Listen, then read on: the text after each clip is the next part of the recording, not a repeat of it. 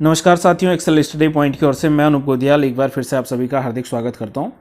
तो दोस्तों, आज की स्लाइड में हम लोग बात करने वाले हैं टॉप 10 वीकली करंट अफेयर्स के बारे में, यानी कि इस सप्ताह की जो 10 बड़ी महत्वपूर्ण करंट अफेयर की खबरें उन पर डिस्कशन किया जाएगा।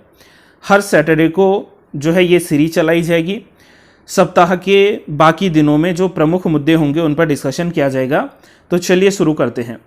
सबसे पहले अगर बात करें तो प्रश्न पूछा जाता है हमसे कि नेल्सन मंडेला अंतर्राष्ट्रीय दिवस कब मनाया गया, यानी कि नेशनल मंडेला इंटरनेशनल डे कब मनाया जाता है। ऑप्शन है 18 जुलाई, 19 जुलाई, 20 जुलाई या फिर 21 जुलाई। तो इसका सही जवाब है दोस्तों दैट इज 18 जुलाई। प्रत्येक वर्ष क्या होता है, 18 जुलाई को संयुक्त राष्ट्र के द्वारा, यानी कि जो यूनाइटेड नेशंस हैं, संयुक्त राष्ट्र जो हैं, इनके द्वारा नोबेल पुरस्कार विजेता, देखो शांति के क्षेत्र में दक्षिण अफ्रीका के जो पूर्व राष्ट्रपति नेल्सन मंडेला थे, इनके जन्म दिवस पर इनको याद किया जाता है 18 जुलाई को। तो इसका सही जवाब है 18 जुलाई। ये दिवस पहली बार वर्ष 2010 में मनाया गया था, तब से लेकर आज तक इस दिवस को मना रहे हैं। नेल्सन मंडेला, इनका जन्म 18 जुलाई 1918 को हुआ था और मृत्यु 5 दिसंबर 2013 को हुआ था। इसके अलावा नेल्सन मंडेला, इनको जो है शांति के लिए नोबेल पुरस्कार दिया गया था 1993 में, और इन्हें साथ साथ में गांधी शांति पुरस्कार और भारत रत्न से भी सम्मानित किया गया है।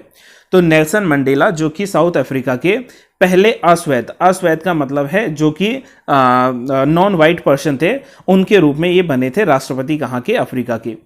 दूसरे क्वेश्चन की बात करें तो 2021 में जो एपेक है, यानी कि एशिया पैसिफिक जो इकोनॉमिक कोऑपरेशन है, यानी कि एशिया प्रशांत आर्थिक सहयोग, इसकी मेजबानी कौन सा देश कर रहा है। तो इसका सही जवाब है दोस्तों न्यूजीलैंड। हाल ही में न्यूजीलैंड के द्वारा ये घोषणा की गई है, जिसमें 16 जुलाई 2021 को इस बैठक का आयोजन किया गया है एपेक की। एपेक का मतलब है एशिया पैसिफिक इकोनॉमिक कोऑपरेशंस, और इसकी स्टैब्लिशमेंट 1989 में हुआ था, जिसका हेडक्वार्टर सिंगापुर में सिचुएटेड है। टोटल मेंबर स्टेट इसमें 21 है। बस ये याद ये रखना है कि एपेक में जो है इंडिया इसका पार्टिसिपेंट नहीं है। तीसरे प्रश्न की बात करें तो हाल ही में देश का पहला ग्रेन एटीएम, देखो गाइज ये इंपॉर्टेंट है, यानी कि एक ग्रेन एटीएम यानी कि खाद्य जो है एटीएम, इसकी स्थापना की गई है देश में। तो ये स्थापना कहां हुई है, चेन्नई, हैदराबाद, देहरादून या फिर गुरुग्राम। तो इसका सही जवाब है दोस्तों option number 4 that is Gurugram. हाल ही में गुरुग्राम जो है, इस गुरुग्राम में स्थापना की गई है ग्रेन एटीएम की, जिसकी स्थापना हरियाणा सरकार के द्वारा की गई है। और इसको जो ये मशीन है, इसको नाम दिया गया है automated multi commodity grain dispensing machine, और इसको जो है वर्ल्ड फूड प्रोग्राम के तहत स्टैब्लिश किया गया है, जिसके माध्यम से इसमें गेहूं, चावल और बाजरा जो है इनको वितरित किया जा सकता है। 3 फसलें जो हैं फिलहाल, या 3 ग्रेन जो हैं इसमें स्टोर हैं। एक व्यक्ति एक बारी में क्या कर सकता है, 70 किलोग्राम तक जो है अनाज निकाल सकता है, जिसका राशन कार्ड में नाम दर्ज होगा। तो ये बड़ी इंपॉर्टेंट खबर है दोस्तों, पूछे जाने के चांसेस हैं। क्वेश्चन नंबर 4 की बात करें तो रिसेंटली मंकी वायरस जो है ये चर्चा में है। तो मंकी बी वायरस का मानव संक्रमण का जो मामला आया है पहला, वो कहां पर आया है। तो इसका सही जवाब है दोस्तों चाइना में, चीन में। ठीक है, कोरोना के बाद नई बीमारी लॉन्च कर रहा है। ठीक है, तो चलिए इसके बारे में थोड़ा जानते हैं।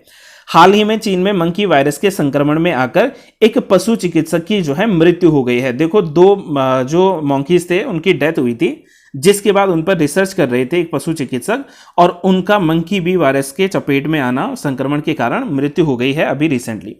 मंकी बी वायरस का पहला मामला 1932 में सामने आया था। मंकी बी वायरस जो है गाइस यहाँ पर मिसप्रिंट हो गया, मेकअप नहीं, बंदर मेकअप नहीं करते, ये मैकॉक बंदर है। ठीक है, मैकॉक बंदर। तो जो मैकॉक बंदर है, इस मैकॉक बंदर में पाए जाने वाला जो अल्फा हर्पीज वायरस एंजूटिक है, इसके कारण होता है।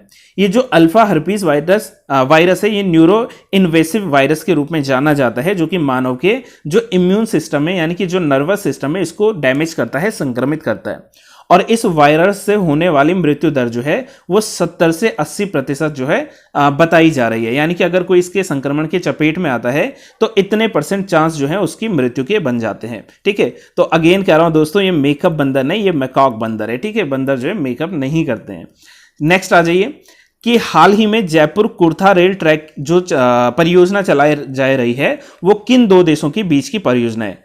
ऑप्शन में थे भारत और नेपाल, भारत और भूटान, भारत और बांग्लादेश या फिर भारत और म्यांमार। तो सही जवाब है इसका ऑप्शन नंबर 1 भारत और नेपाल। हाल ही में जो रेलवे ट्रैक है वे भारत और नेपाल के बीच बनाया जा रहा है, जिसकी लंबाई लगभग 34.50 किलोमीटर है। इसमें कुल जो है 5 स्टेशन शामिल हैं। जयनगर से शुरू होकर जो है इनरवा होते हुए खजूरी, वैदेही और फाइनली कुर्था जनकपुर में पड़ता है नेपाल में, यहां तक ये रेलवे ट्रैक बिछाया जाएगा, जिसकी कॉस्ट या लागत जो है लगभग 619 करोड़ रुपए की बताई जा रही है।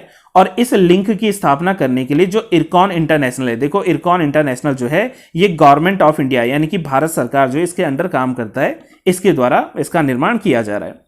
नेक्स्ट बात करें तो हाल ही में स्वर्ण रेखा सिंचाई परियोजना जो है वो किस राज्य में शुरू की जा रही है?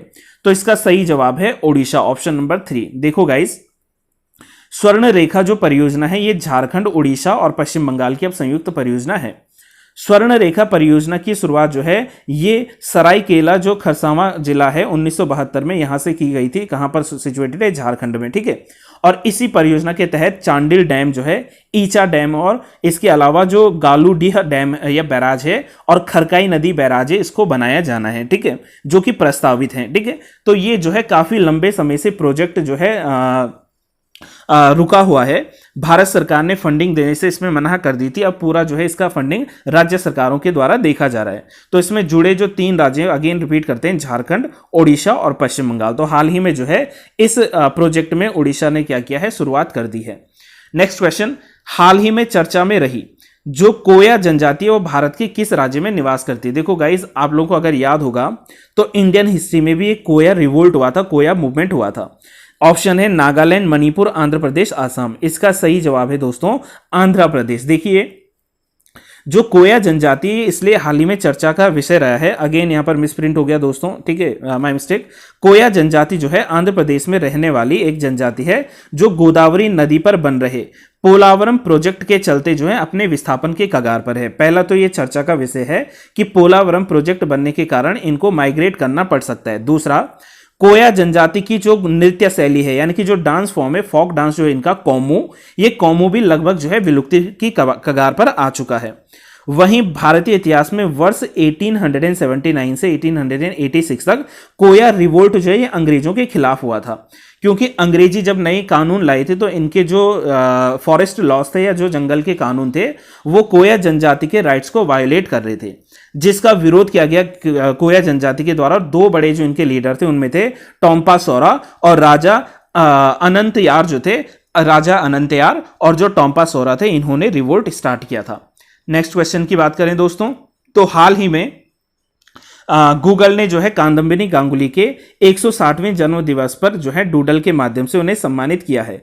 निम्नलिखित में से कादम्बिनी गांगुली का संबंध जो है वो किससे है? नृत्य से, चिकित्सा से, संगीत से या फिर साहित्य से? तो इसका सही जवाब है दोस्तों दैट इज चिकित्सा से। कादम्बिनी गांगुली जो है भारत की पहली महिला डॉक्टर मानी जाती हैं, जिन्होंने वर्ष 1883 में कादम्बिनी गांगुली और उनकी जो साथी थी चंद्रमुखी बसु जी, इन्होंने क्या किया था? ब्रिटिश राज के अंतर्गत जो है अपनी ग्रेजुएशन यानी कि स्नातक की जो डिग्री होती है इसको क्या किया था? कंप्लीट किया था। इनका जन्म 18 जुलाई 1861 को हुआ था और कादम्बिनी गांगुली जो है अपने समय के दौरान 1884 में प्रतिष्ठित जो कोलकाता मेडिकल कॉलेज था उसमें भाग लेने वाली पहली भारतीय महिला भी थी, किंतु 1923 में इनकी मृत्यु हो गई थी। इसके अलावा हाल ही में हाल ही में जो है मुख्यमंत्री किसान मित्र ऊर्जा योजना है, इसकी शुरुआत किस राज्य के द्वारा की गई है? ऑप्शन है उत्तर प्रदेश सरकार, पंजाब सरकार, राजस्थान सरकार या फिर उत्तराखंड की सरकार। तो इसका सही जवाब है दोस्तों राजस्थान सरकार के द्वारा। राजस्थान के जो सीएम हैं यानी कि जो मुख्यमंत्री हैं श्री अशोक गहलोत जी, इनके द्वारा इस योजना की शुरुआत की गई है। एक सेकंड दोस्तों, इस योजना की क्या की गई है? शुरुआत की गई है, जिस योजना के तहत जो कृषक उपभोक्ता हैं उनको बिजली की दरों में हर महीने जो है 1000 रुपए तक या फिर सालाना अधिक से अधिक जो होगा 1 साल में 12,000 पर मंथ, मान के चलिए 12 महीने होते हैं, 12 महीने में 12,000 रुपए, इसका क्या मिलेगा? इनको अनुदान मिलेगा, इनको छूट मिलेगी, किसमें? बिजली दरों में। इस योजना के शुरू होने से क्या होगा कि जो स्मॉल और मीडियम यानी कि लघु और मध्यम किसान हैं उनकी कृषि बिजली जो है लगभग निःशुल्क हो जाएगी, उनको बहुत कम जो है रेट देना पड़ेगा। और ये एक बहुत इंपॉर्टेंट पहल की जा रही है, किसके द्वारा? राजस्थान सरकार के द्वारा। नेक्स्ट अगर बात करें दोस्तों that is global cyber security index 2020 में भारत को क्या प्लेस मिला है? 8वां, 10वां, 15वां या फिर 18वां? तो इसका सही जवाब है 10वां। तो इसमें पूछता है कि ये रिपोर्ट कौन रिलीज करता है, रिपोर्ट क्या है, तो जानते हैं दोस्तों, ग्लोबल साइबर सिक्योरिटी इंडेक्स 2020 में, जिसको रिलीज किया जाता है आईटीयू के द्वारा। आईटीयू का मतलब है दोस्तों द इंटरनेशनल टेलीकम्युनिकेशन यूनियन, इसके द्वारा इसको रिलीज किया जाता है, जिसकी स्थापना वर्ष 1865 में हुई थी, 1865 में हुई थी, और इसका हेडक्वार्टर जिनेवा में है। अगर टॉप 5 रैंक्स की बात करें कि कौन सा देश जो है इस बार टॉप की लिस्ट में, तो that is USA, after that United kingdom या ब्रिटेन, फिर इसी के साथ सऊदी अरेबिया, दोनों जो है सेकंड रैंक होल्ड किए हुए हैं, फिर इस्टोनिया, फिर चौथा नंबर जो है दैट इज कोरिया, एंड 5वीं पर है सिंगापुर। तो ये टॉप जो है आज के जो है 10 करंट अफेयर की न्यूज़ हैं। आई रियली होप आपको जो है ये समझ में आएंगी।